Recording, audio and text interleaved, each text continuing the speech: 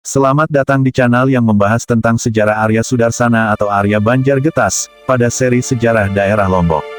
Pada video kali ini adalah seri pertama dari serial Arya Banjargetas.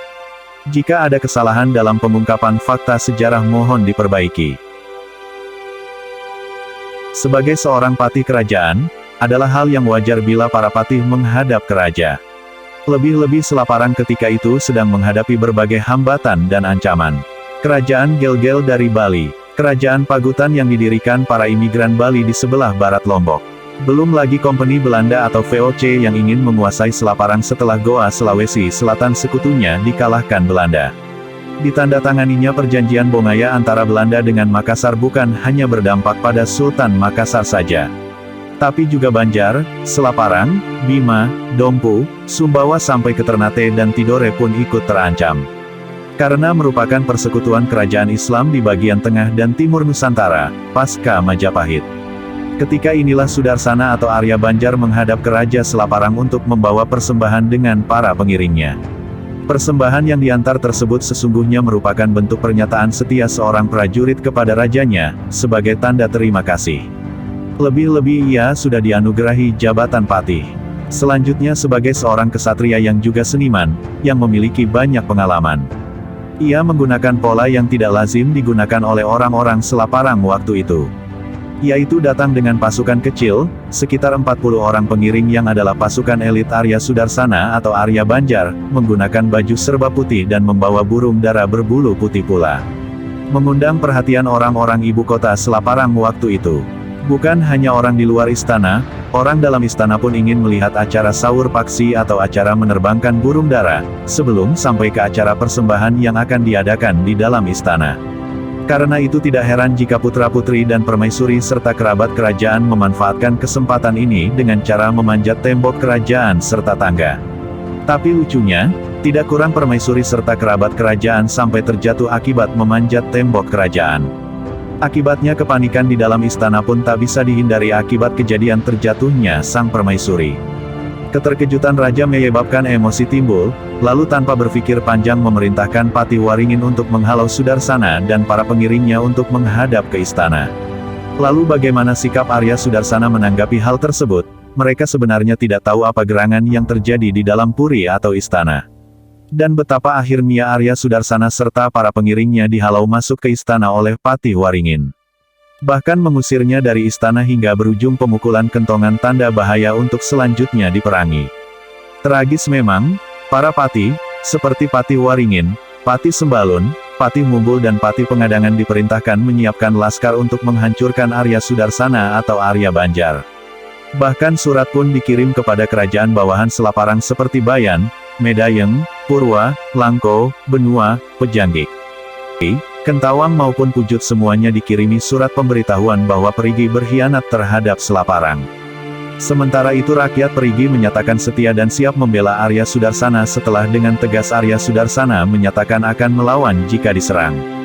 Akhirnya desa Perigi diserang selama 2 tahun oleh Selaparang akan tetapi belum bisa mengalahkannya walau penduduknya hanya berjumlah 1.500 orang. Demikian awal mula perpecahan Sudarsana dengan Prabu Kertabumi yang berlangsung selama 2 tahun, hingga akhirnya terpaksa Raja Prabu Kertabumi meminta bantuan pada Raja Banjar untuk mengalahkan Sudarsana dengan mengirimkan 2 orang patihnya, yaitu Patih Pilo dan Patih Sutrabaya. Sebenarnya yang memberatkan hati Sudarsana melawan bukan karena ia takut kehilangan jabatan patih. Jabatan patih di zaman kerajaan adalah jabatan keberanian dan kepiawian di medan laga. Jabatan patih adalah jabatan karisma. Jabatan patih adalah jabatan kekuatan dan kemampuan. Sudarsana sesungguhnya berat sekali mengambil sikap untuk melawan. Sering diungkapkannya dalam berbagai peristiwa perang yang dialaminya, bahwa ia begitu prihatin bila yang menjadi korban adalah orang-orang yang tidak berdosa. Karena itu ia tidak meminta rakyat kepatihan Perigi membelanya, justru rakyat Perigilah yang menyatakan setia dan siap membelanya. Sebenarnya masih ada satu ganjalan lagi yang membuat Arya Sudarsana enggan melawan Selaparang adalah karena salah seorang putra dari Prabu Kertabumi yakni Dipati Prakosa, sejak kanak-kanak senang berada di Perigi. Prakosa sering bolak-balik Perigi ke Selaparang dalam penjagaan Sudarsana tentunya.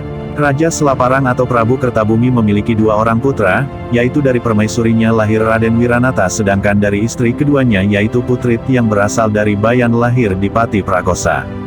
Dan ketika nanti saat Prabu Kertabumi meninggal pada tahun 1723, kedua putranya belum dewasa, sehingga terpaksa dicarikan raja pengganti yakni yang berasal dari Seran Sumbawa, yakni Prabu Kontala. Ketika Raja Kontala menjadi pengganti justru Selaparang menjadi semakin suram. Sementara Pati Waringin dan Pati Sembalun akhirnya meninggal di tangan Arya Sudarsana. Lebih-lebih banyak rakyat yang tidak menyukai sifatnya yang konon banyak bertentangan dengan agama Islam. Dalam Babat Lombok Pupuh 1059 menuturkan bahwa setelah di Pati Prakosa dewasa ia memilih menetap di Perigi, tidak mau menjadi raja, mungkin dikarenakan sadar bahwa dirinya bukan lahir dari permaisuri, walau di Pati Prakosa lebih tua dari Raden Wiranata. Ia hanya sanggup menjadi seorang patih, dan memilih Perigi sebagai kepatihannya. Dengan mengandalkan 1.500 orang prajurit, di Pati Prakosa memilih 100 orang pasukan elitnya, yang terdiri dari 60 pria dan 40 wanita, sama seperti pola yang biasa dilakukan oleh Arya Sudarsana.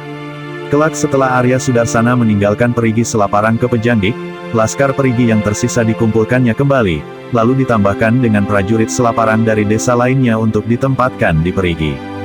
Di dalam Babat Lombok Pupuh 1060 mengungkapkan betapa sikap buruk Raja Pengganti yaitu Prabu Kontala yang suka berjudi, bahkan menyuruh rakyatnya menjadi perompak di sekitaran Selat Alas.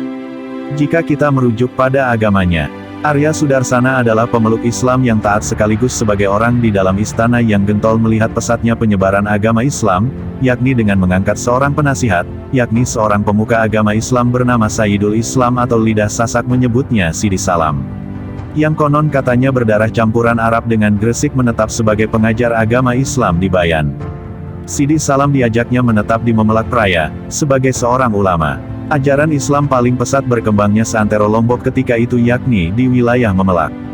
Yang paling nyata dari kehidupan seorang Arya Sudarsana adalah jenjang tahtanya, muncul sebagai prajurit Selaparang tahun 1675 hingga menjadi Pating Laga atau Panglima Perang, hingga menjadi patih yang membidangi Hankam di Selaparang, lalu patih di Pejanggik hingga menjadi raja di Memelak Praya. Itulah kilas sosok Arya Sudarsana atau Arya Banjargetas. Demikian video sejarah Arya Banjargetas seri pertama, nantikan seri selanjutnya di channel ini.